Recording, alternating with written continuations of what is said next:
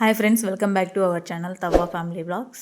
ఈ వీడియో విషయానికి వచ్చేస్తే చేపల కర్రీ అనమాట. ఎలా చేశాను నా స్టైల్లో అనేది మీరు చూడండి. మీకు నచ్చితే ఒకసారి ట్రై చేయండి ఫ్రెండ్స్. అలాగేనా.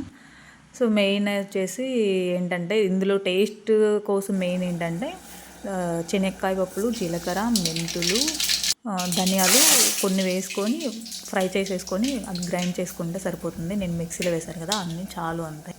టేస్ట్ అయితే సూపర్ ఉంటుంది ఫ్రెండ్స్. ఒకసారి ట్రై చేయండి, ఓకేనా. అయితే ఫ్రెండ్స్, ఇంకో విషయం ఏంటంటే నేను మీతో షేర్ చేసుకునేది ఏంటంటే మా ఇంట్లో ఎప్పుడు చేపలు తెచ్చినా మంచిగా చేసేసుకోదు.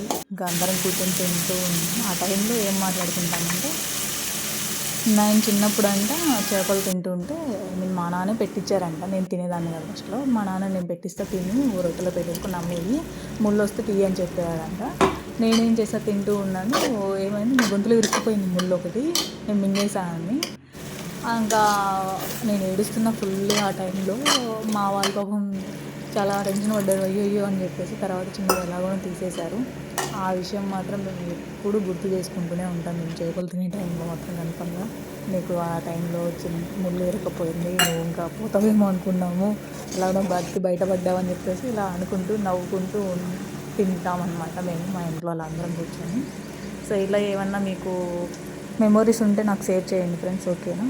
ఈ వీడియో కనుక మీకు నచ్చితే లైక్ చేయండి, కామెంట్ చేయండి, షేర్ చేయండి, సబ్స్క్రైబ్ చేసుకోండి ఫ్రెండ్స్. ప్లీజ్ సపోర్ట్ చేయండి. ఇంకా ముందు నేను మంచి వీడియోస్ మీకు షేర్ చేస్తాను, ఓకేనా friends. Thank you for watching. ఈ కర్రీ మాత్రం ట్రై చేయండి ఫ్రెండ్స్, ఓకేనా. చాలా టేస్ట్గా ఉంటుంది. ఎందుకంటే చాలా రకాల టైప్స్ చేస్తారు, ఇది మాత్రం నిజంగా చాలా సింపుల్గా త్వరగా అయిపోతుంది ఫ్రెండ్స్, ఓకేనా.